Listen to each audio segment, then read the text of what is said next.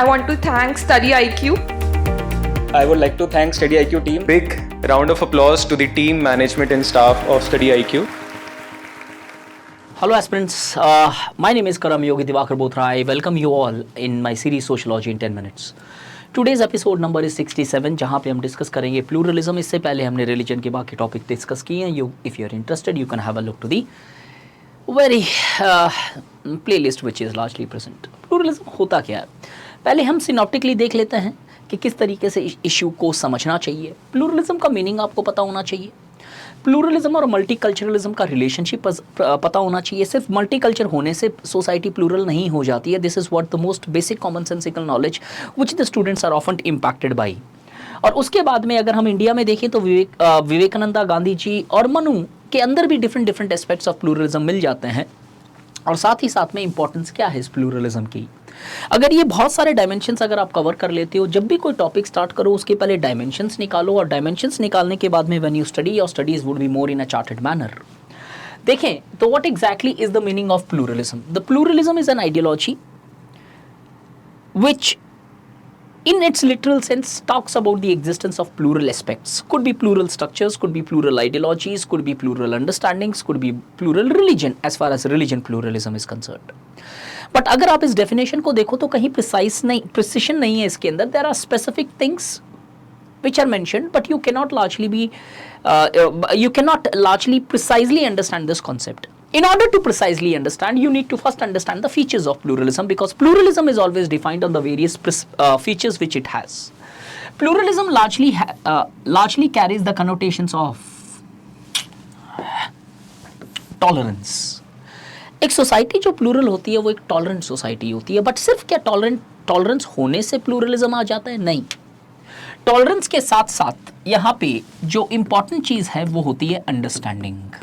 Until unless you have that understanding, a society at the best could be multicultural but not plural. देखेंगे थोड़ी देर में plural और multicultural क्या होता है. सेकंड, डाइवर्सिटी तो होना मांगता है कि मल्टीपल चीज़ें अगर नहीं रहेगी तो सोसाइटी ऐसे ही प्लूरल नहीं है.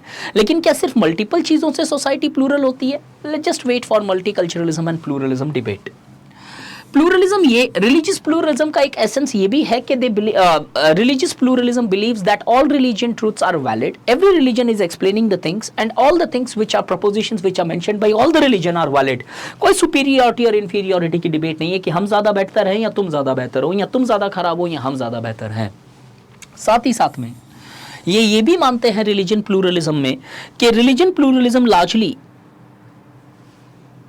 Talks about the truth is always relative. जो भी ट्रूथ जिस भी रिलीजन ने दिया वो सही है, लेकिन वो इस कॉन्टेक्स्ट में सही है. उस कॉन्टेक्स्ट से बाहर वो शायद वैलिडिटी नहीं रखेगा.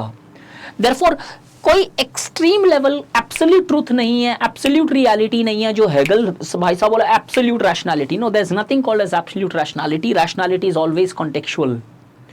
ये एसेंस है. तो अब डिफाइन कैसे किया जाए pluralism? Pluralism is an ideology which is much broader concept, which consists of tolerance, understanding, and opines that all the religion truths are valid, but those validity is always contextual in nature. This is the way you define what exactly is the meaning of pluralism. अब इसके बाद में एक चीज जो importantly पता हो, pluralism और मल्टीकल्चरल सोसाइटी में डिफरेंस क्या होता है.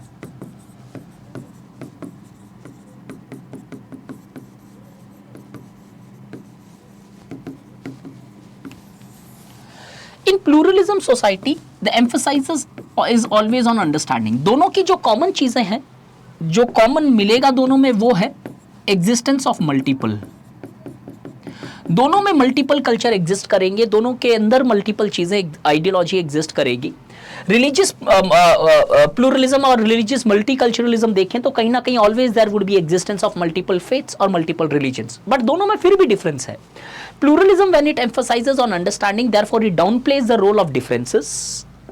Tolerance, on the other hand, multiculturalism, on the other hand, focuses only on tolerance. यहाँ पे अंडरस्टैंडिंग का कोई एस्पेक्ट नहीं है. तो एक मल्टीकल्चरल सोसाइटी में मल्टीपल कल्चर और मल्टीपल रिलीजन एग्जिस्ट करते हैं, लेकिन वो एक दूसरे को एग्जिस्ट करके एक साथ टॉलरेट करके एक साथ रहते हैं, ना कि अंडरस्टैंड करके. तो इन मल्टीकल्चरल सोसाइटीज के अंदर कॉन्फ्लिक्ट आने के चांसेस बड़े हाई होते हैं.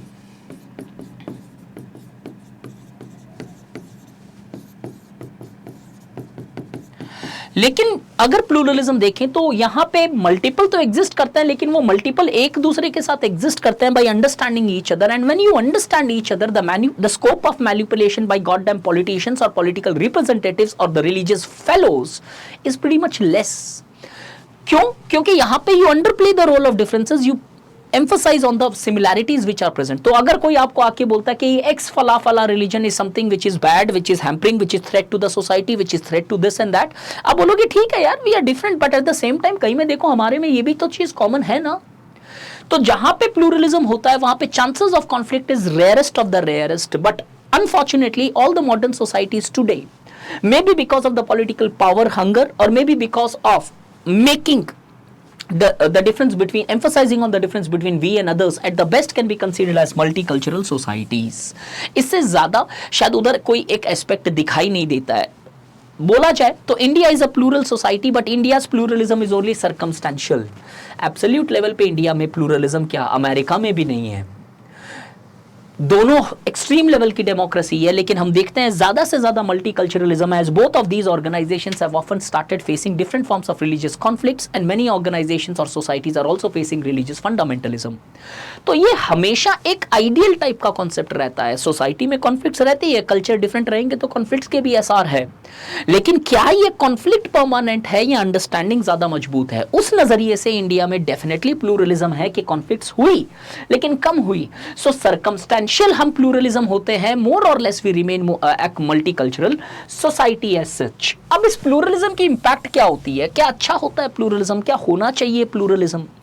एक homogeneous society in the primitive times was possible where people belonged to the single cultural, single value systems and belief systems, had single belief system. But in modern society, with the rise of globalization and modernity, we often see the societies are multicultural in nature, and in such multicultural society, if pluralism does not exist, there would always be a scope of manipulation, there would always be scope of politicization, there would always exist scope of religious conflicts, hampering the prosperity, development, inclusiveness, sabka saath, sabka vikas, and largely can also hamper the very spirit of preamble which focuses on creating brotherhood।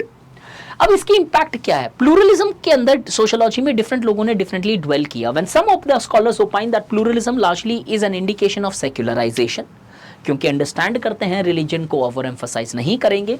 वहीं पे कुछ लोग ये भी मानते हैं कि pluralism होने से रिलीजियस प्लूरलिज्म कहीं ना कहीं रिलीजन को ज्यादा स्ट्रॉन्ग करता है। अगर आपको याद है एपिसोड नंबर 1 या 2 एपिसोड पहले जब हमने सोशियोलॉजिकल थियरी की थी, रैशनल चॉइस थियरी ब्रेनब्रिज की यही बोलती है कि जितनी ज्यादा रिलीजन है, रिलीजन उतनी ज्यादा स्ट्रॉन्ग होगी सोसाइटी में। तो कभी एग्जाम में क्वेश्चन आ जाए रिलीजियस प्लूरलिज्म सेक्युलराइजेशन लेके आता है या हैम्पर करता है, it can go in both the ways. When some opines it brings secularization, yet other scholars opine that it makes the religion much more successful in nature। इसी तरीके से एक स्ट्रक्चर्ड मैनर में अगर आपको सोशियोलॉजी पढ़नी है तो right now the batch is open for the admission. 21 नवंबर से ये स्टार्ट हो रहा है। हर कॉन्सेप्ट को एक स्ट्रक्चर तरीके में कवर करते हैं। This is what our USP is. Batch को ज्वाइन करो। Right now there are discounts which are available. If you join the batch you will not only save your money but at the same time I promise you in next 5 months you will save your next 5 months as well। Thank you। Use the code DIVLIVE or any other code which you want to use to get the maximum discount। Thank you। Study IQ IAS अब तैयारी हुई affordable.